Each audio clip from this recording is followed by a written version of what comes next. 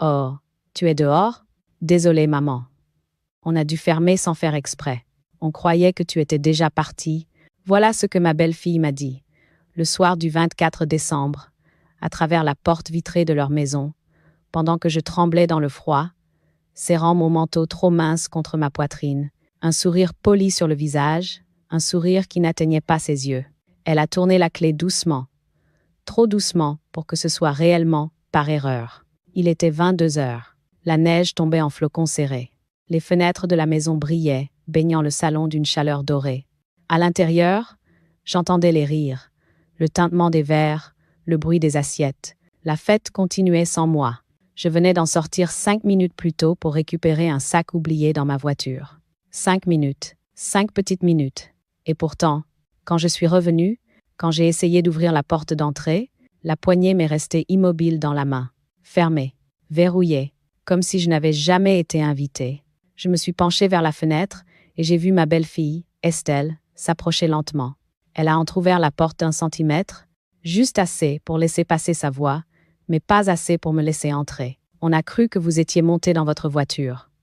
On pensait que vous aviez déjà décidé de rentrer chez vous. On est désolé. Désolé.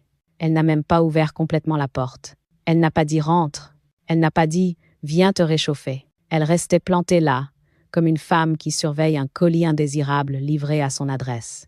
Derrière elle, j'ai aperçu mon fils, Adrien, qui jetait un regard furtif dans ma direction sans s'approcher. Il a haussé les épaules, comme si c'était normal de laisser sa mère, 79 ans, dehors à Noël. Je n'ai pas crié, je n'ai pas supplié. Ce n'est pas dans ma nature. Je leur ai simplement dit, avec la voix que j'avais réussi à sauver malgré le froid, si c'était vraiment une erreur, vous pouvez rouvrir maintenant. Estelle a baissé les yeux. Elle jouait avec ses clés. Puis elle a murmuré. En fait, on va se coucher. On est fatigué. On se voit demain, d'accord? Bonne nuit, maman. Et elle a refermé la porte. Définitivement. Le verrou a claqué comme un dernier mot. Comme un verdict. Dehors, la neige commençait à s'infiltrer dans mes chaussures. Je sentais mes doigts devenir engourdis.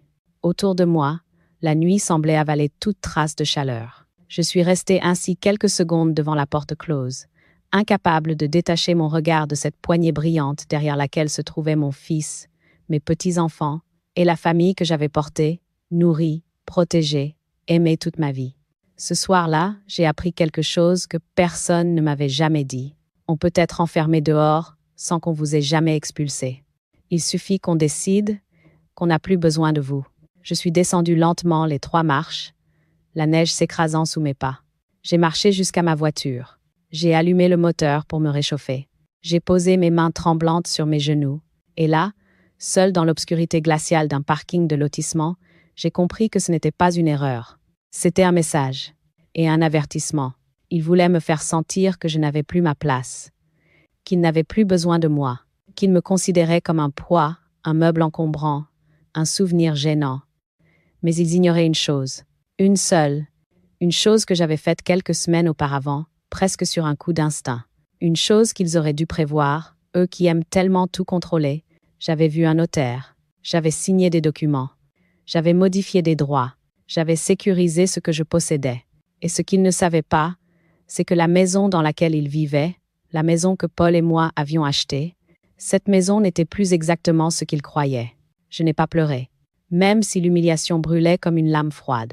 Je n'ai pas appelé, même si la solitude me mordait jusqu'aux os. J'ai simplement démarré, et dans ce silence absolu, j'ai murmuré pour moi-même, pour la femme que j'étais encore, malgré tout, « Très bien, vous m'avez laissé dehors. Maintenant, c'est moi qui vais choisir qui pourra encore entrer. » Avant cette nuit glaciale devant la porte verrouillée, avant les excuses creuses, avant les regards fuyants et les gestes qui en disent plus que les mots, j'ai eu une autre vie. Une vie où tout était encore possible, où l'amour était une évidence, où la famille avait le goût du pain chaud et du linge séché au soleil.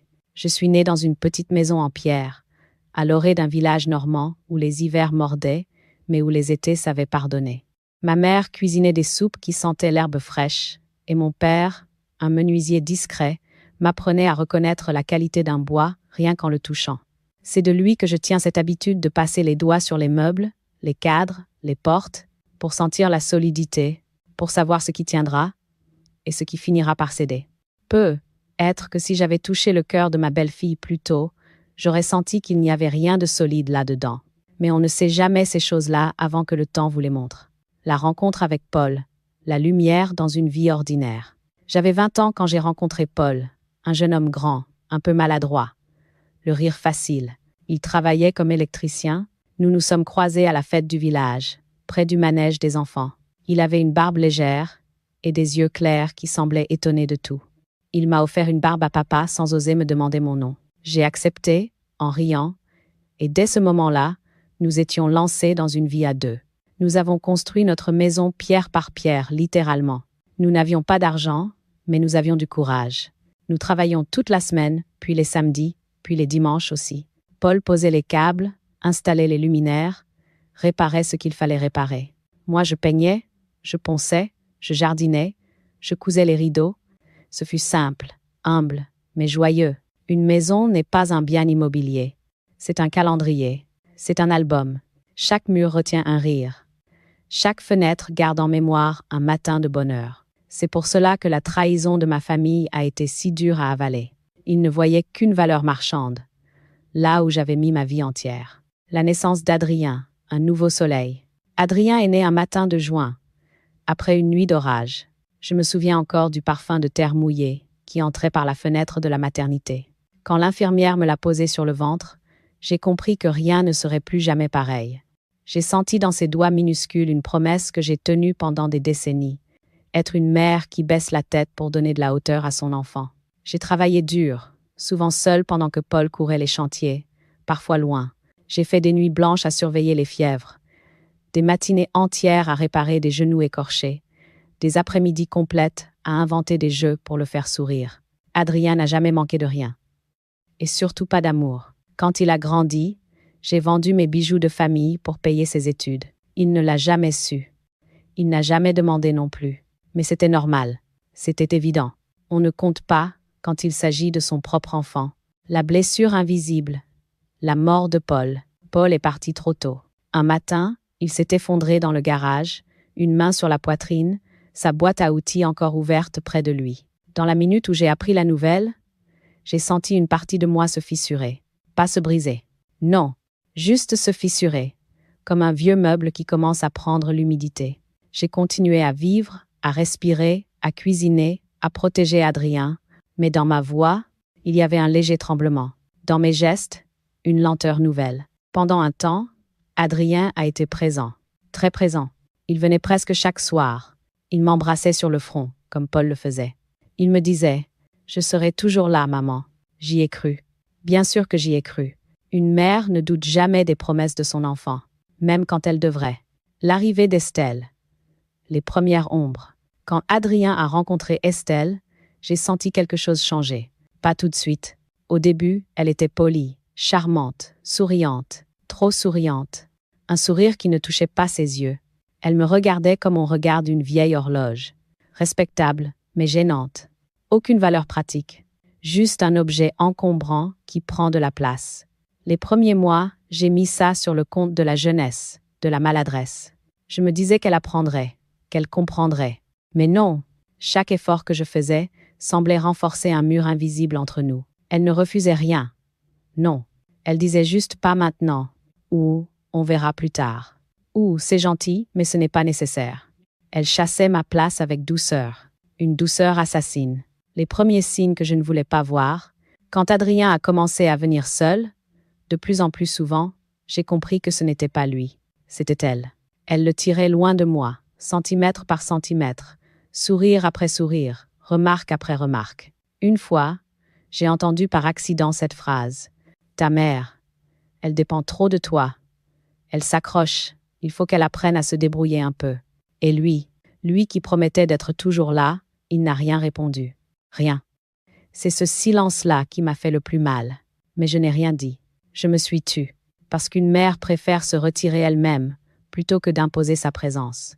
Si j'avais su que ce soir de Noël, il me laisserait dehors, sous la neige, si j'avais su que tout ce que j'avais donné, construit, porté, allait devenir invisible, si j'avais su qu'il me considérerait un jour comme une intruse, peut-être aurais-je préparé ma défense plus tôt. Peut-être aurais-je protégé ma maison dès le début.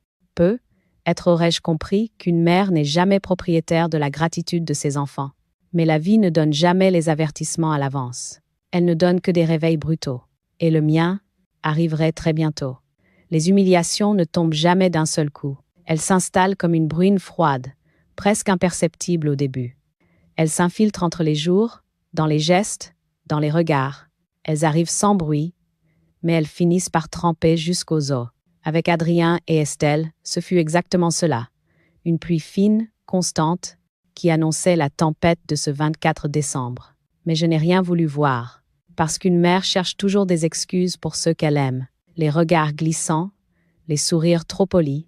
Les premières fois, ce ne furent que des regards rapides, qui passaient sur moi comme on passe sur une chaise trop vieille dans un salon moderne. Quand je montais chez eux, Estelle m'ouvrait la porte avec un sourire calculé, presque mécanique, comme si elle jouait un rôle qui l'ennuyait. « Ah, bonjour Madeleine, vous êtes venue ?» Cette petite phrase, avec son air innocent, était pourtant bien plus lourde qu'elle n'en avait l'air. Oui, j'étais venue, parce que j'étais invitée. Mais à l'entendre, on aurait dit que j'avais surgi sans prévenir, comme un colis mal adressé. Et Adrien, mon Adrien, il ne disait rien, il ne la contredisait plus. Il ne posait plus sa main chaleureuse sur mon épaule. Il n'avait plus ce regard d'enfant reconnaissant que j'avais vu durant tant d'années. Non, il regardait ailleurs, comme si ma présence dérangeait un équilibre qu'il craignait de briser. Les rendez-vous, oubliés. Un dimanche, il m'avait invité à déjeuner. J'étais arrivée les bras chargés. Un gâteau, une salade de pommes de terre, du pain frais. La maison semblait vide. Quand j'ai sonné, c'est le petit dernier, Hugo, qui a ouvert. Papa et maman sont partis. Ils ont oublié de te prévenir. Oublié. Ce mot-là est un couteau à double tranchant. Il fait mal, sans laisser de traces visibles. J'ai attendu quelques minutes dans le jardin, espérant qu'il s'agissait d'une erreur. Puis j'ai déposé le gâteau dans la cuisine et je suis repartie, avec cette sensation métallique dans la poitrine, celle qu'on ressent lorsqu'on pressent que quelque chose se déplace dans la relation, mais qu'on n'ose pas encore lui donner un nom. Le soir, Adrien m'a envoyé un message. « Désolé maman, on pensait qu'on t'avait envoyé un texto pour annuler. Ce n'était pas vrai, et il le savait. Mais une mère accepte les mensonges pour éviter les disputes. » Alors j'ai répondu « Ce n'est rien mon chéri. Une prochaine fois qui ne vint jamais. Les cadeaux inutiles. À Noël, j'offrais toujours quelque chose fait de mes mains. Un pull tricoté, un album photo, une confiture maison, une petite broderie. » Estelle les remerciait avec une voix douce, mais ses yeux racontaient une autre histoire. « C'est charmant. Vraiment charmant, Madeleine. Mais tu sais, aujourd'hui, on essaie de désencombrer. On fait le tri. On veut un intérieur plus épuré. Épuré. C'est drôle comme certains mots peuvent devenir des armes. Je voyais mes cadeaux finir dans un panier qui semblait destiné à la cave ou à la poubelle. Les enfants, eux, étaient enthousiastes. Mais Estelle intervenait toujours. « Non, pas maintenant. Mamie veut juste te montrer. Pose-le là. » Et là, c'était une pile d'objets que personne ne touchait jamais. Les remarques déguisées en conseils. Un jour, alors que je me penchais pour ramasser un jouet tombé, Estelle s'est précipitée. « Oh non, Madeleine, voyons. À ton âge, il faut éviter de se baisser trop vite. Tu pourrais tomber. Laisse, je vais le faire. » Elle avait dit cela devant tout le monde, d'une voix sucrée, presque bienveillante. Mais la gêne avait traversé la pièce comme une vague. J'avais senti mes joues chauffer, à mon âge, comme si mes années étaient une faiblesse dont il fallait me protéger malgré moi. La semaine suivante, Adrien m'avait demandé « Maman, tu devrais réfléchir à prendre quelqu'un pour t'aider à la maison. Une aide ménagère, une auxiliaire. Tu sais, pour t'éviter des efforts inutiles. Je n'avais jamais considéré que m'occuper de ma maison était un effort. C'était ma vie, mon quotidien, ma dignité. Mais Estelle était derrière, bras croisés, et j'ai compris. Ce n'était pas une suggestion. C'était le début d'une politique d'éviction douce. Pour mon bien, bien sûr. Le jour où j'ai compris que je n'étais plus chez moi chez eux. Un après-midi, j'ai voulu aider Estelle à mettre la table. Elle m'a arrêté net. « Non, non, Madeleine, laisse. Tu mets toujours tout à l'ancienne. On a un certain style ici. » Elle avait dit cela sans méchanceté apparente. Mais le message était clair. Je n'appartenais plus au décor. Je n'étais plus compatible. Je n'étais plus à ma place. Adrien, encore une fois, n'avait rien dit. Les chaises manquantes, et puis il y eut cette scène. Un dîner de famille, chez eux. La table était dressée pour 6. Nous étions 7. Quand j'ai cherché une chaise, Estelle avait souri. « Oh, on n'avait pas prévu que tu resterais vraiment pour dîner. » Silence. Adrien a fixé son assiette. Les enfants ont cessé de parler. Je suis restée debout quelques secondes, comme une étrangère dans ma propre famille. Finalement, c'est Léo, le plus grand, qui a murmuré. « Mamie, tu peux prendre ma place. » Sa petite voix a été un poignard. Pas à cause de lui, mais parce qu'un enfant de 9 ans comprenait mieux la dignité qu'un adulte de 40. J'ai refusé de le déloger. Je me suis assise sur le tabouret du coin, celui réservé d'habitude à poser les manteaux. Personne n'a rien dit. Mais ce soir-là, j'ai senti quelque chose mourir en moi. Une certitude peut être. Ou une illusion. Oui, une illusion. Celle de croire que ma place dans leur vie était acquise. Et pourtant, je me taisais. Je me disais toujours, ce n'est rien. Ils sont stressés. Ils sont occupés. Ils ne font pas exprès. Ce sont les jeunes. Maintenant, la mère en moi continuait de chercher des excuses, comme on met des pansements sur une plaie qui s'ouvre. Je me taisais. Je devais être gentille, souple, discrète. Je devais m'adapter. C'est ce que les femmes de ma génération ont toujours fait. Mais chaque silence que j'avalais me rapprochait du jour où la porte se refermerait physiquement, brutalement, devant moi. Et ce jour-là, le soir du 24 décembre, au milieu du froid et de la neige, j'ai compris que toutes ces petites humiliations n'étaient pas des accidents. Elles étaient l'entraînement, la répétition générale du pire. La goutte d'eau n'est jamais un drame spectaculaire. C'est un geste de trop, un murmure de trop, une preuve qu'on ne veut plus voir. Et ce jour-là, ce fut une simple enveloppe blanche déposée sur ma table de cuisine, un matin où je n'avais rien demandé à personne. C'était un jeudi de novembre, gris et humide. Je venais de rentrer du marché avec 2 filets de légumes et une baguette encore tiède. Quand j'ai poussé la porte, j'ai vu l'enveloppe posée sur la nappe fleurie. Je ne l'avais pas laissée là. Je ne l'avais même pas entendu glisser sous la porte. Sur le devant, une écriture que je connaissais trop bien, celle d'Adrien. Pour maman urgent. Urgent. Ce mot, venant de mon fils, n'annonçait jamais rien de bon. Je me suis assise, j'ai coupé le haut de l'enveloppe et j'ai sorti les 3 feuilles qu'elle contenait. Il m'a fallu à peine 30 secondes pour comprendre, et ce que j'ai compris m'a glacé plus que la neige de décembre ne le ferait plus tard. C'était une demande de procuration bancaire, pré-remplie. Tous les champs étaient déjà complétés. Le nom d'Adrien, son adresse, sa date de naissance. Je n'avais qu'à signer. En bas, il avait ajouté une note manuscrite. « Maman, c'est juste pour t'aider à gérer tes comptes. On s'inquiète pour toi. Il faut simplifier les choses. On passera demain pour récupérer la feuille signée. » Simplifier, aider, gérer. Ces 3 verbes m'ont donné la nausée. J'ai relu la demande ligne par ligne. Chaque mot brillait comme un piège poli.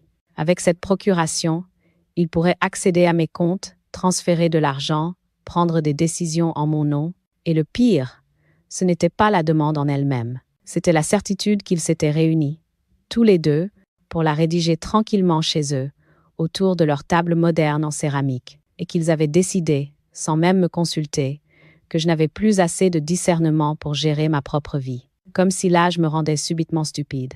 Comme si mes mains, qui avaient construit leur maison, n'étaient plus capables de composer un code bancaire. Comme si ma tête, qui avait porté les soucis de toute une famille, n'avait plus la lumière nécessaire pour comprendre un relevé. Je suis restée longtemps assise, les papiers devant moi. Le soleil, rare en cette saison, glissait une lumière pâle sur ma table. Je me sentais soudain étrangère dans ma propre maison. À 12h30, mon téléphone a vibré. Un message d'Estelle. « Signe vite, Madeleine. C'est important pour nous tous. Pour nous tous. La formule parfaite pour habiller une spoliation. » J'ai serré mon téléphone dans ma main jusqu'à sentir une douleur dans mes doigts. Le coup de grâce. La conversation pour mon bien. À 14h, Adrien a appelé. « Maman, écoute, on en a parlé avec Estelle. Tu ne dois pas voir cette procuration comme quelque chose d'invasif. C'est juste une sécurité. On n'a pas envie que tu te trompes un jour, tu comprends ?» Sa voix était douce, mielleuse, une douceur pire qu'une gifle. « Me tromper ?» ai-je répondu. « Et depuis quand est-ce que je me trompe ?» Il a hésité, puis a lâché. Maman, tu as oublié de payer ta facture d'électricité le mois dernier. Je me suis raidie. C'était faux, totalement faux. Je l'avais payé, comme toujours, dans les temps. Mais il savait une chose. Je ne conserve pas les preuves, par habitude d'ordre ancien. Il pouvait mentir sans que je puisse le contredire. Et puis, continua-t-il, Estelle trouve que tu es de plus en plus dépendante. Elle pense que c'est le moment de t'entourer. Tu te fatigues pour rien, maman. Tu devrais nous laisser t'aider. Cette fois, quelque chose en moi s'est levé. Un réflexe ancien, un instinct de survie que j'avais oublié. Ce n'est pas ton aide que tu veux m'imposer, Adrien. C'est ton contrôle. Il y eut un silence lourd, où j'ai senti passer quelque chose d'irréversible. Puis il a murmuré, avec un ton sec que je ne lui connaissais pas. « Maman, tu vas signer. C'est mieux pour tout le monde. » Pour tout le monde. J'ai raccroché. La décision simple, silencieuse, définitive. J'ai posé les mains à plat sur la table. Elles tremblaient légèrement. Mais ce tremblement n'était pas de peur. C'était de lucidité. Je n'avais jamais osé regarder la vérité en face. Mon propre fils ne voulait plus seulement m'éloigner. Il voulait me dépouiller. Pas brutalement, pas en criant. Non, avec douceur, avec politesse, avec une procuration déjà remplie pour mon bien. J'ai respiré profondément. Et à cet instant exact, j'ai pris une décision que je n'avais jamais cru devoir prendre. Je ne leur laisserai plus rien de ce que j'avais construit. Plus rien. Je me suis levée, j'ai rangé la procuration dans un tiroir. Je me suis préparé un thé. Et j'ai appelé discrètement un notaire que m'avait recommandé une amie de longue date. Sa voix posée, professionnelle, calme, m'a offert quelque chose que je n'avais pas ressenti depuis des années. Un sentiment de sécurité. Il m'a écouté sans m'interrompre. Et à la fin, il m'a simplement dit « Madame, vous avez raison d'agir maintenant. Il existe des moyens de protéger vos biens. Venez demain. Je vous expliquerai tout. » Le lendemain, la page se tournerait. Et plus jamais je ne serai la vieille femme fragile qu'ils imaginaient pouvoir manipuler. La nuit qui a suivi la découverte de la procuration fut l'une des plus longues de ma vie. Je n'ai pas fermé l'œil, pas une minute. Je suis restée assise dans mon lit, le dos appuyé contre les oreillers, les lumières éteintes, la maison silencieuse, trop silencieuse. Le tic-tac de l'horloge murale semblait résonner comme un battement de cœur qui ne m'appartenait plus. Chaque seconde me rappelait une vérité que je refusais depuis trop longtemps. Mon propre fils préparait attentivement mon effacement. Le miroir des années, voir ce que je n'avais jamais voulu voir. Je me suis levée plusieurs fois pour marcher dans le couloir, comme si mon corps cherchait une sortie à ce qui se passait dans ma tête. Je passais devant les photos accrochées au mur. Adrien à Noël, 1989, les joues rouges de joie. Adrien à son bac, sourire fier. Adrien et Estelle le jour de leur mariage, où j'étais encore utile, encore aimée. Je me suis arrêtée devant une photo en particulier. Lui, à 7 ans, serrant ma main sur une plage de Normandie. Il me regardait comme si j'étais son refuge, son horizon. Je me suis surprise à murmurer « Où es-tu parti, mon fils? À quel moment m'as-tu perdu dans ton cœur ?» La réponse ne venait pas. Elle ne viendrait plus. La honte qu'on ne dit jamais. Se sentir de trop. Au fil des heures, j'ai senti se superposer deux sentiments déchirants. D'abord, une honte muette. La honte qu'on ressent lorsqu'on comprend qu'on devient un poids pour ceux à qui l'on a tout donné. La honte de déranger, de prendre une chaise de trop, d'avoir des habitudes anciennes, de ne pas correspondre au décor moderne. Puis une autre douleur, plus profonde encore, celle d'avoir laissé s'installer tout cela. J'avais laissé mon fils glisser away, j'avais laissé Estelle me refermer la porte au nez d'abord symboliquement, puis littéralement, le soir de Noël. J'avais accepté trop de choses. J'avais donné, sans jamais dire « Maintenant stop !» Et fidem sesgariza. Je m'étais effacée moi-même. Cette nuit-là, j'ai compris que le problème n'était pas seulement eux. Le problème, c'était moi aussi. Le carnet qui change tout. Vers 4 heures du matin, incapable de rester couché, j'ai allumé la lampe du salon et j'ai pris un vieux cahier à couverture bleue. Celui où, autrefois, je notais les recettes, les dates de vaccination des enfants, les numéros de téléphone. J'ai tourné la première page blanche et j'ai écrit en haut ce que je dois voir en face. Et j'ai commencé à lister.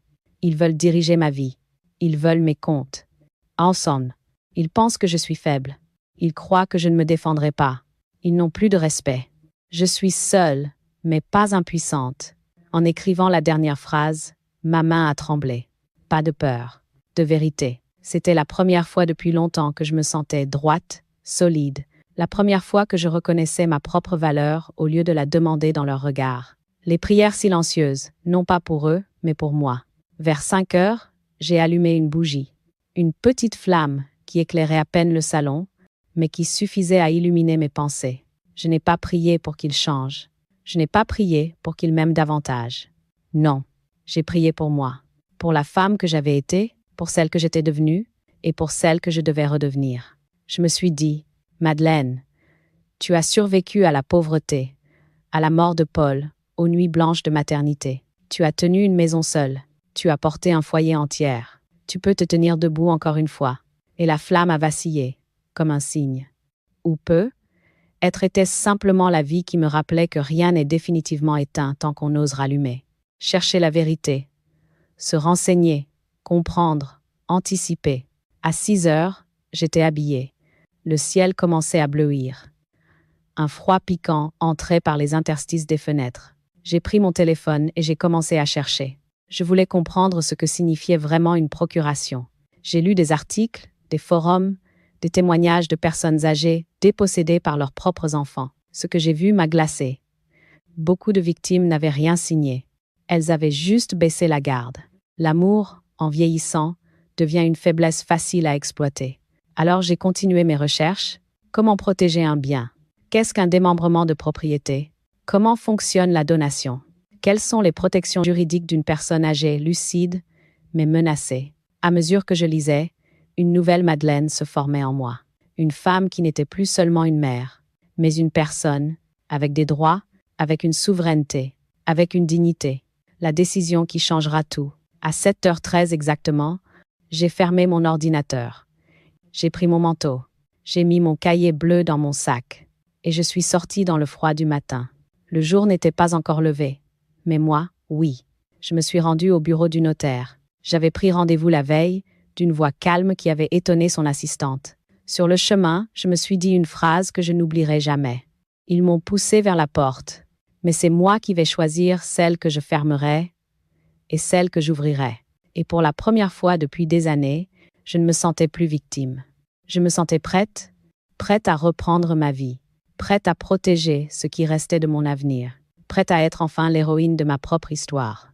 Le bureau du notaire se trouvait dans une petite rue pavée, derrière l'église. Un bâtiment ancien, façade crème, volets verts, rien d'ostentatoire. Mais dès que j'ai poussé la porte, j'ai ressenti quelque chose que je n'avais plus connu depuis longtemps. Un sentiment d'ordre, de clarté, de structure. Une jeune secrétaire m'a accueilli avec un sourire sincère, un sourire sans arrière-pensée, sans calcul, sans condescendance. « Bonjour madame, Maître Coulon vous attend. » J'ai hoché la tête. Mon cœur battait doucement, pas de manière affolée, mais comme s'il retrouvait un rythme qu'il avait perdu. Un rythme droit, un rythme digne. Le notaire, un regard qui voit tout. Maître Coulon était un homme d'une 50aine d'années. Lunettes fines, regard calme mais tranchant, comme quelqu'un qui sait reconnaître immédiatement la vérité derrière les mots.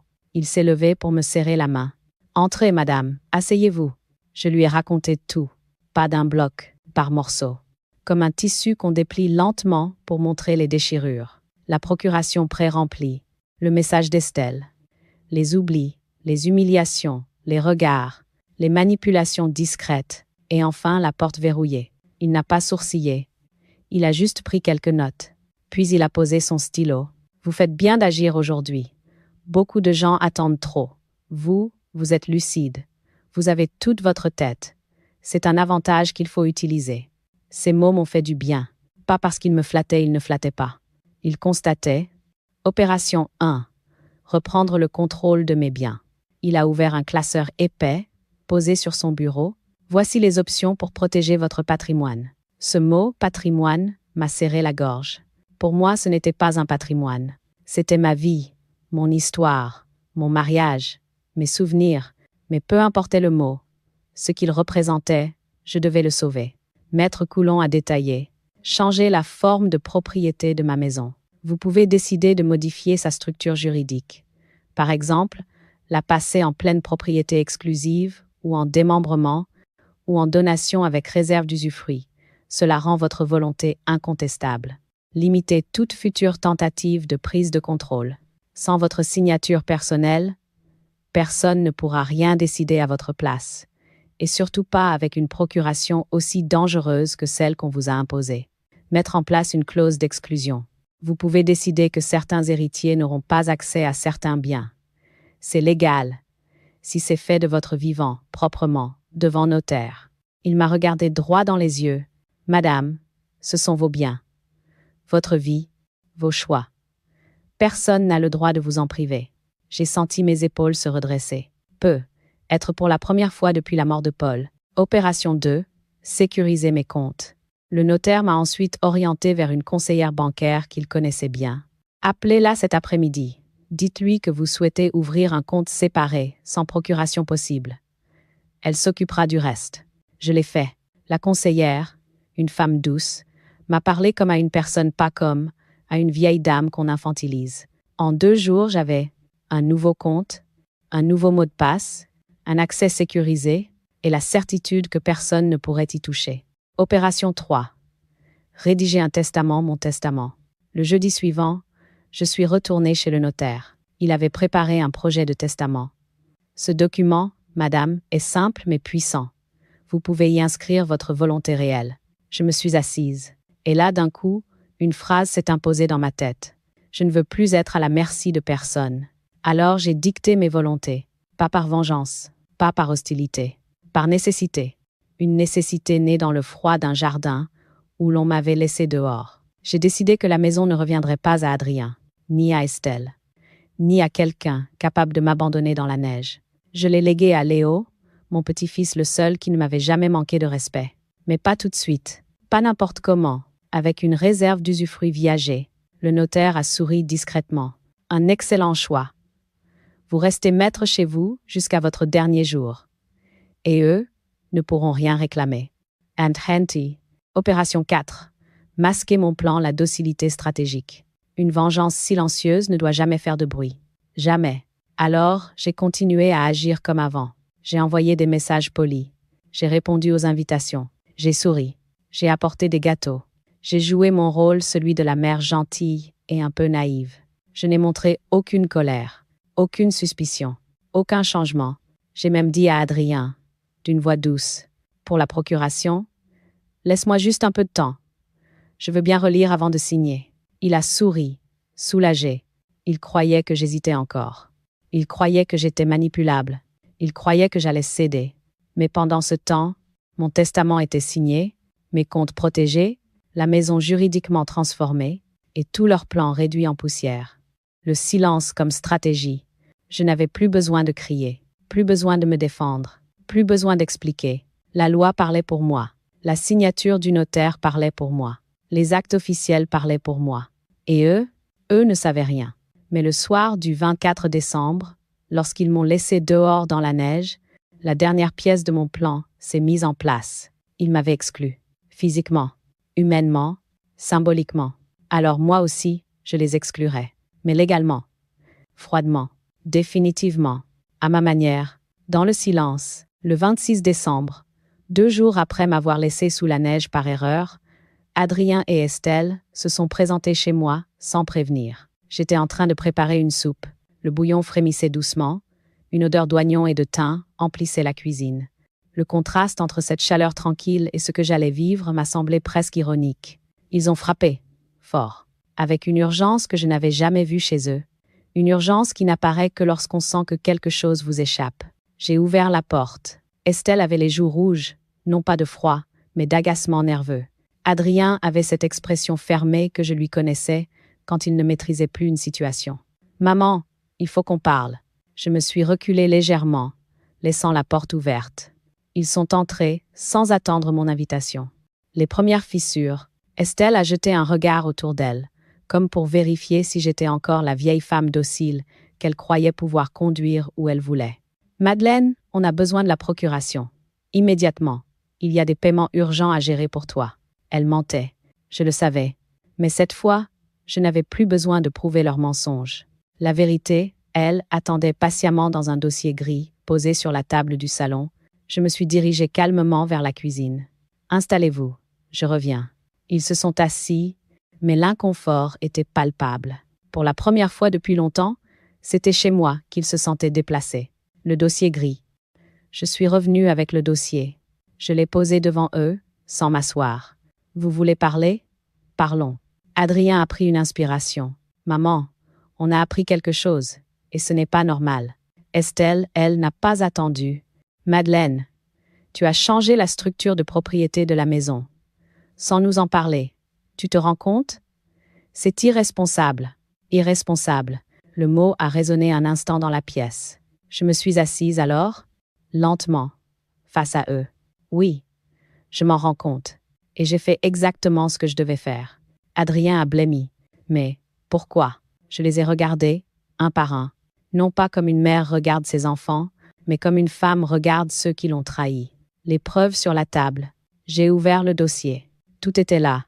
L'acte notarié, le changement de propriété, la réserve d'usufruit, mon testament, la copie de mon nouveau compte bancaire et la mention claire que toute procuration, de quelque nature qu'elle soit, était désormais juridiquement impossible. Je poussais doucement les documents vers eux. Vous cherchiez à simplifier ma vie, j'ai simplifié la vôtre. Le visage d'Estelle s'est figé. Adrien a pâli comme un enfant pris au piège. Maman, tu ne peux pas faire ça, a-t-il soufflé. Je peux, je l'ai fait, et c'est légal. Il a posé sa main sur le dossier, comme s'il voulait l'empêcher d'exister. Tu nous exclus? J'ai répondu calmement. Non, Adrien, vous vous êtes exclu vous-même.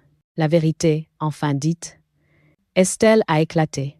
Tout ça à cause d'une porte qu'on a fermée par erreur. Mais enfin, Madeleine, tu dramatises. On ne t'a pas laissé dehors volontairement. Je l'ai regardée avec un calme qui l'a déstabilisée. Estelle, tu n'as même pas eu la décence d'ouvrir la porte en grand quand tu m'as parlé à travers la vitre. Tu ne voulais pas me laisser entrer. Tu voulais m'effacer. Ce soir-là, je l'ai compris. Un silence lourd a envahi la pièce. Adrien a murmuré « Maman, on voulait juste t'aider. » Je l'ai coupé. « Non, Adrien, tu voulais me gérer. C'est différent. La vérité est tombée entre nous, comme une pierre dans un puits profond. Le piège se referme. Estelle a attrapé les documents, les parcourant fébrilement. Ça peut se contester. On ira voir un avocat. Tu n'avais pas le droit de... Je l'ai interrompu, avec une douceur glacée. Tout a été signé devant notaire. Tout est en règle. Vous n'avez aucune prise. Plus aucune. Elle a blêmi. Puis elle a lancé un regard furieux à Adrien, comme si tout cela était de sa faute. Adrien, lui, s'est effondré sur la chaise. La maison. Elle devait nous revenir. Tu avais dit que... Non, Adrien. J'ai dit que tant que vous me respectiez, je ferai en sorte que tout se passe harmonieusement. Ce soir de Noël, vous avez changé les règles. Et moi, j'ai simplement agi en conséquence. Le silence, comme dernier mot. Ils se sont levés, maladroits, comme deux personnes sortant d'un tribunal, après un verdict inattendu. Adrien a tenté une dernière phrase. « Maman, tu nous punis. » Je l'ai regardé, droit dans les yeux. « Non, je me protège. La différence est essentielle. » Estelle a tiré Adrien vers la porte. Avant de sortir, elle s'est retournée. « Tu vas le regretter, Madeleine. » J'ai souri doucement. « Peut être, mais moi je dors tranquille. Et la prochaine porte qui se fermera ne sera pas la mienne. » Ils sont partis. Leur voiture a démarré dans un crissement nerveux. Et moi, je suis restée là, dans ma petite cuisine, entourée de silence. Un silence solide, un silence victorieux, un silence qui tient debout. Le piège s'était refermé, sans un cri, sans une larme, juste avec une signature. Les jours qui suivirent la confrontation eurent quelque chose d'irréel, presque suspendu. Je vivais dans une sorte de silence neuf, pas un silence vide ou oppressant, mais un silence qui ressemble à une maison qu'on vient de ranger après un déménagement. Tout était à sa place. Tout était clair. Et, pour la première fois depuis longtemps, rien ne bougeait dans mon dos. Mais chez Adrien et Estelle, la tempête avait éclaté. Je n'avais pas besoin d'espionner, ni de demander. Les nouvelles arrivaient à moi sans que je les recherche, comme si la vérité, une fois ouverte, avait besoin de circuler. La colère, les cris, ce qui se passe quand une manipulation s'effondre. Le 27 décembre au matin, mon voisin, Monsieur Boulier, m'a croisé devant la boulangerie. Il est un ami d'Estelle sur les réseaux sociaux, sans vraiment l'être ces amitiés modernes où l'on partage des photos mais pas la vie. Il m'a dit simplement « Eh bien, on dirait qu'il y a eu du remue-ménage chez votre fils. Ça criait fort hier soir. » Je n'ai rien répondu. Je me suis contentée de sourire. Mais j'ai compris. Adrien avait dû lire et relire les documents. Estelle avait dû tourner en rond dans le salon, furieuse, accusant tout le monde sauf elle-même. Ils avaient dû se demander comment j'avais pu faire ça. Moi, la vieille femme un peu naïve, leur plan avait échoué. Et lorsque les plans échouent, la colère cherche un coupable. Je savais déjà qui ils allaient choisir. Les messages qui s'enchaînent, puis s'effondrent. Le 28 décembre, j'ai reçu une avalanche de messages d'Adrien. « Maman, on doit parler. Maman, c'est un malentendu. On ne voulait pas te blesser. Estelle regrette ses paroles. Tu as été influencée par ce notaire? C'est sûr. Puis, on peut tout annuler si tu le veux. » Annuler? C'était fascinant de voir à quel point ceux qui n'avaient rien fait pour moi devenaient soudain brûlants d'attention. Non par amour, mais par perte. Je n'ai répondu à aucun message. Pas par vengeance, mais par nécessité. Il y a des silences qui protègent mieux que tous les discours. Et le mien était devenu un mur. La fissure entre eux, un couple qui se défait sous le poids du mensonge. Le 29 décembre, c'est Léo, mon petit-fils, qui m'a appris ce qui se passait réellement chez eux. Je le croisais par hasard à la médiathèque du quartier, un livre dans la main. Il a levé la tête en me voyant, et son visage s'est éclairé d'un sourire qui valait plus que tous les cadeaux de Noël. « Mamie, je voulais te voir. Papa et maman se disputent tout le temps, maintenant. » Je me suis accroupie pour être à sa hauteur. « Pourquoi ils se disputent, mon chéri ?» Il a baissé la voix. « Parce que maman dit que papa aurait dû mieux te gérer. Et papa dit que c'est elle qui a tout compliqué. » Je l'ai pris doucement par les épaules. Ce n'était pas à un enfant de porter ce poids. Mais ces mots confirmaient ce que je savais déjà. Leur couple reposait sur une façade. Et une façade, quand on la frappe d'un acte notarié, ça se fissure. Les vérités qu'on m'apporte sans que je les demande. Le 30 décembre, une amie de longue date, Sylvie, m'a téléphoné. Elle connaît Estelle depuis l'école. « Madeleine, tu veux savoir ce qu'Estelle dit de toi depuis des mois ?» J'ai hésité. Je ne voulais pas nourrir la rancœur. Mais je devais comprendre jusqu'où les choses avaient été poussées. « Dis-moi. » Alors Sylvie a raconté. Les dîners où Estelle me décrivait comme dépassée, désordonnée, fatiguée. Les soirées entre amis où elle se moquait de ma façon de cuisiner, de m'habiller, de parler. Les discussions où elle disait ouvertement « Quand sa maison nous reviendra, on la refera entièrement. » Elle est tellement vieillotte. J'ai serré le téléphone. Pas de colère. Juste une confirmation. J'avais bien fait. Très bien fait. L'exclusion inversée, ce n'est plus moi la personne de trop. Le 31 décembre, jour de réveillon, j'ai reçu un dernier message d'Adrien. « Tu viens ce soir? Les enfants t'attendent. » Ce message-là a mis un temps fou à trouver une place dans ma tête. Était-ce sincère? Était-ce une tentative de réparation? Ou juste un besoin d'apaiser la situation afin de retrouver l'accès à ce qu'il croyait avoir perdu? Je n'ai pas répondu, parce que la réponse n'avait aucune importance. Ce n'était pas moi qui devais revenir. C'était eux qui devaient réfléchir. Et dans ce silence volontaire, un renversement magnifique s'est produit. Je n'étais plus la personne exclue. C'était eux. De ma confiance, de ma vie, de mon avenir. Observer le chaos de loin presque comme une étrangère. Les jours suivants, j'ai continué à vivre calmement. Je faisais mes courses. Je tricotais. Je buvais mon thé près de la fenêtre. Je regardais la pluie tomber sur les toits. Et tout en sachant que chez eux tout brûlait, que les disputes ne cessaient pas, que les accusations volaient, que leur stabilité se fissurait. Je ressentais une étrange paix. Pas de joie malsaine, pas de triomphe éclatant. Juste la sensation d'être enfin sortie d'un piège que je n'avais même pas vu se refermer sur moi depuis des années. À vrai dire, je me sentais presque étrangère à ce chaos, comme si cette famille bruyante, agitée, nerveuse, n'était plus vraiment la mienne, comme si j'avais déjà franchi un autre seuil. Un seuil qu'eux n'avaient même pas encore remarqué. La dernière réflexion avant la Renaissance. Un matin, en me levant, j'ai senti quelque chose d'étrange. Mon cœur ne se serrait plus quand je pensais à eux. C'était fini. La blessure, certes, resterait. Mais la dépendance émotionnelle, elle, avait disparu. Ils pouvaient s'agiter, se plaindre, se déchirer. Ils pouvaient chercher des coupables, tenter de remonter le temps, ou prétendre réparer. Moi, je n'étais plus dans cette scène. J'étais déjà ailleurs, déjà dans un autre chapitre. déjà en train d'avancer. La justice avait été silencieuse, mais elle avait été juste. Les premières semaines de janvier ont été étranges. Comme un paysage qu'on redécouvre après une tempête, les branches cassées sont encore là, mais l'air semble neuf, lavé de tout. Je me suis réveillée chaque matin avec le même sentiment. Quelque chose s'était déplacé dans ma vie. Quelque chose de petit, mais de définitif. Je n'étais plus suspendue à leurs appels. Je ne guettais plus leurs messages. Je n'attendais plus d'être incluse. J'avais récupéré quelque chose de précieux, ma propre existence. Un matin de lumière. Le premier jour vraiment libre. Un jour, sans raison particulière, je me suis levée plus tôt. Le ciel était encore bleu pâle, la lumière timide. J'ai ouvert la fenêtre et un air froid et pur a envahi la maison. Je me suis dit, et si je recommençais autrement? Et si je me choisissais? Pour une fois, c'était presque enfantin comme pensée, mais elle m'a fait du bien. J'ai mis de l'eau à chauffer, j'ai cassé un œuf dans une poêle, j'ai tartiné un morceau de pain, des gestes simples, mais qui étrangement semblaient nouveaux. Pendant longtemps, toute ma vie n'avait été qu'obligation. Élever, nourrir, aider, arranger, consoler, supporter. Je n'avais jamais pensé que je pourrais exister en dehors de ces rôles.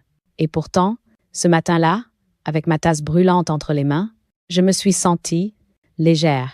Le bord de mer, un refuge que je ne connaissais pas encore. Quelques jours plus tard, j'ai décidé de faire une chose que je n'avais jamais osé faire seule. Partir quelques jours à la mer. La Normandie n'était qu'à 2 heures de route. J'ai réservé une petite chambre dans une pension tenue par un couple âgé et bienveillant. Rien d'extraordinaire. Des murs crème, des rideaux fleuris, une odeur de sel et de lavande. Mais dès que j'ai posé mes valises, j'ai compris que j'avais trouvé quelque chose que je cherchais sans le savoir. Chaque matin, je marchais sur la plage. Le vent piquait un peu mes joues. Les vagues montaient et reculaient comme une respiration profonde. Je ramassais des coquillages, je regardais les mouettes tournoyer, je m'asseyais sur un rocher pour écouter le monde. Je n'avais rien à gérer, rien à expliquer, rien à prouver. Je vivais. Juste ça, vivre, les rencontres qui réparent. À la pension, il y avait d'autres personnes seules. Pas des personnes abandonnées comme moi. Non, plutôt des gens en pause, des gens qui reprenaient leur souffle. Il y avait Émile, un ancien professeur de littérature qui pouvait parler de Victor Hugo pendant des heures. Il y avait Josette, une veuve joyeuse qui brodait en fredonnant des airs anciens.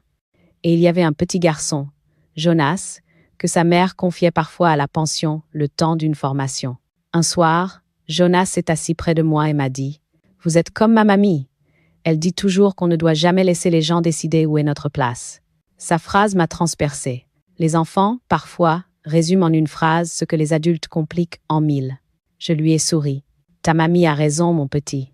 Et toi aussi. » Ces moments-là, si simples, ont comblé en moi un espace que je croyais définitivement vidé, le retour à la maison, une maison différente, une femme différente. Après ces jours de repos, je suis rentrée chez moi. La maison était calme, comme si elle m'attendait. Elle avait toujours été mon refuge, mais je ne l'avais jamais habitée pour moi seule. Toujours pour les autres, toujours dans l'attente. Cette fois-ci, j'y suis entrée d'un pas nouveau. Un pas qui ne cherchait plus à se faire petite.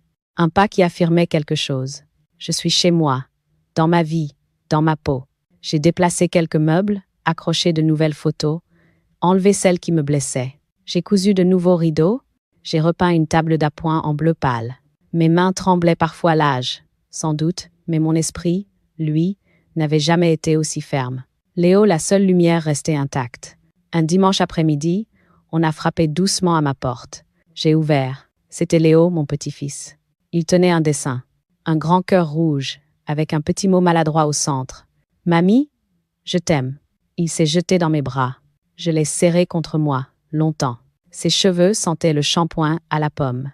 Un parfum d'innocence que rien ne devrait jamais ternir. « Tu vas revenir à la maison ?» m'a-t-il demandé. « Non, mon ange, pas pour l'instant. Peut être plus tard. Mais toi, tu peux venir quand tu veux. » Il a hoché la tête, son visage sérieux comme celui d'un petit homme. Ce jour-là, j'ai compris que je n'avais pas perdu toute ma famille. Juste ceux qui avaient décidé de s'en éloigner. Léo, lui, restait. Et c'était suffisant pour reconstruire une forêt entière d'espoir. Apprendre à être heureuse autrement. Les mois ont passé. Je n'ai pas oublié. On n'oublie jamais vraiment. La douleur devient simplement un fil plus fin, moins coupant. J'ai appris à remplir mes journées autrement. cours de dessin à la mairie, marche matinale, lecture le soir, et parfois, un café avec Émile quand il passait par la ville. Je me suis fait un jardin d'intérieur avec des plantes aromatiques. Le basilic a été capricieux, mais la menthe, elle, poussait comme si elle avait toujours attendu d'être invitée. Ma maison n'était plus un sanctuaire blessé. Elle était devenue une terre neuve. Et moi, j'étais devenue quelqu'un que je croyais ne plus revoir. Madeleine, simplement Madeleine, une femme, pas une ombre. Il y a des soirées d'hiver qui s'impriment dans la mémoire, comme des gravures anciennes. Ce soir-là, dans ma petite maison redevenue mienne, j'ai pris une tasse de thé brûlant et je me suis installée près de la fenêtre. Dehors, le ciel était violet, presque mauve, cette couleur particulière qui n'appartient qu'aux fins de journée de février. La neige fondue glissait encore sur les trottoirs, laissant un éclat terne sous les lampadaires. Je regardais ce paysage immobile, et pour la première fois depuis des années, je ne me sentais pas vieille. Je me sentais intacte. J'ai posé ma tasse et j'ai ouvert le tiroir du buffet. À l'intérieur reposait le dossier gris, celui que j'avais présenté à Adrien et Estelle, le même qui avait brisé leur assurance, désarmé leur façade, mis fin à leurs plans. Je l'ai sorti doucement, avec ce respect qu'on accorde aux objets qui ont changé une vie. Je l'ai ouvert. L'acte notarié, le testament, la clause de réserve, les pages portant les décisions que j'avais longtemps pensé incapable de prendre. Ce dossier n'était pas un symbole de vengeance. Il était la preuve que même les femmes qu'on croit fragiles ont, quelque part en elles, une force capable de renverser les évidences. Je me suis penchée en avant, les doigts posés sur la feuille. J'ai senti une larme glisser au coin de mon œil, pas une larme de douleur, mais une larme de reconnaissance envers celle que j'étais redevenue. Regarder le passé en face sans trembler. Je me suis levée et j'ai allumé la petite lampe en bois que Paul avait fabriquée. La lumière jaune s'est étendue dans la pièce, douce et presque vivante. J'ai eu une pensée pour lui, pour sa façon de me prendre la main quand je doutais, pour ses blagues maladroites, pour sa confiance tranquille. Je me suis demandé ce qu'il aurait pensé de tout cela. Aurait-il été en colère contre Adrien? Ou simplement triste de voir ce que le temps avait fait de notre famille? Je crois qu'il aurait dit ce qu'il disait toujours dans les moments difficiles. Madeleine, la dignité, ça ne se négocie pas. Et il aurait eu raison. Ce que j'ai fait, je ne l'ai pas fait contre eux. Je l'ai fait pour moi. Il y a une différence immense entre se venger et se protéger. Et c'est cette différence-là qui permet de dormir la nuit. La visite que je n'attendais pas. Alors que j'étais perdue dans mes pensées, on a frappé doucement à la porte. J'ai sursauté, je n'attendais personne. Quand j'ai ouvert, j'ai vu Léo. Encore lui, toujours lui, avec son bonnet bleu et ses joues rouges. Il semblait hésiter. « Mamie, papa m'a dit que je pouvais te laisser ça, mais il ne savait pas si tu voulais le lire. » Il m'a tendu une petite enveloppe blanche. J'ai reconnu l'écriture d'Adrien. Je l'ai remercié d'un sourire et je l'ai invité à entrer un moment pour se réchauffer. Il a accepté, timidement. Pendant qu'il buvait un chocolat chaud, je suis retournée près de la fenêtre et j'ai ouvert l'enveloppe. Quelques lignes, rien de long, rien de spectaculaire. Juste une phrase, écrite d'une main tremblante. « Maman, je suis désolée. Je ne sais pas comment réparer, mais je voudrais essayer. » J'ai respiré lentement. Les mots n'effaçaient rien. Ils n'annulaient ni la porte verrouillée, ni les années de petites humiliations. Mais ils n'étaient pas rien non plus. Ils étaient un début, une fissure dans son orgueil, une possibilité. Je n'ai pas répondu. Pas tout de suite. Je n'étais pas prête. Et ce n'était pas grave. Certaines réponses demandent du temps, de la lenteur et une connaissance profonde de soi-même. Le poids de la liberté retrouvée. Après que Léo est reparti, j'ai refermé l'enveloppe et je l'ai glissée dans le dossier gris. Pas comme une pièce supplémentaire, mais comme un rappel que la vie ne suit jamais une ligne droite. Je suis retournée dans le salon. J'ai allumé une bougie parfumée. La flamme s'est dressée lentement, comme une petite victoire. Je me suis assise sur le canapé. J'ai regardé le feu brûler dans la cheminée. J'ai pensé à tout ce que j'avais traversé. La solitude, l'invisibilité, la manipulation, le froid de cette nuit de Noël où on m'avait laissé dehors. Et j'ai compris quelque chose d'essentiel. Je n'avais pas seulement récupéré ma maison.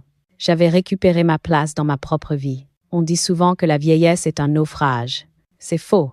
La vieillesse est une navigation. Et certaines routes ne peuvent être tracées que lorsque les tempêtes ont enfin poussé les voiles dans la bonne direction. Le dernier mot pour moi, pour celles comme moi. J'ai fermé les yeux et j'ai laissé mes pensées se déposer dans le silence. Ce silence qui avait d'abord été une punition, puis une blessure, puis un refuge. Ce silence qui, aujourd'hui, était devenu ma force. Je me suis adressée à moi-même, à Paul, à toutes les femmes qu'on enferme dans l'ombre de leur propre maison, à toutes celles qui se taisent pour préserver une famille qui ne les respecte plus, à toutes celles qui pensent qu'il est trop tard pour se relever. Et j'ai murmuré, très doucement, mais avec une conviction que rien ne pourrait plus ébranler. Le silence peut aussi être une forme de justice.